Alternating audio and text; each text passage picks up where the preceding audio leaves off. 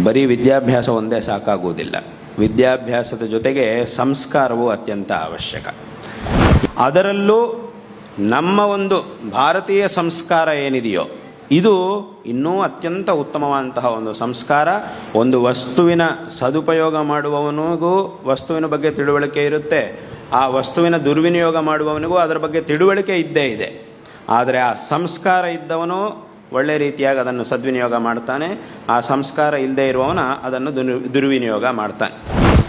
ಆಯುಧ ಒಬ್ಬ ಪೊಲೀಸ್ ಕೈಯಲ್ಲಿ ಅಥವಾ ಒಬ್ಬ ಸೈನಿಕನ ಕೈಯಲ್ಲಿ ಆ ಆಯುಧ ಅನ್ನೋದಿದ್ದರೆ ಆ ವ್ಯಕ್ತಿ ಜನರನ್ನು ಕಾಪಾಡಲಿಕ್ಕೆ ಅದನ್ನು ಉಪಯೋಗ ಮಾಡ್ತಾನೆ.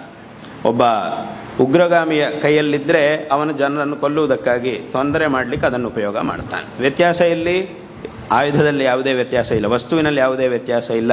ಅದನ್ನು ಉಪಯೋಗ ಮಾಡುವಂತಹ ಒಂದು ವ್ಯಕ್ತಿ ಯಾವ ಸಂಸ್ಕಾರವನ್ನು ಹೊಂದಿದಾನೋ ಅದರ ಮೇಲೆ ಇದು ಆಧಾರಿತವಾಗಿರುತ್ತೆ.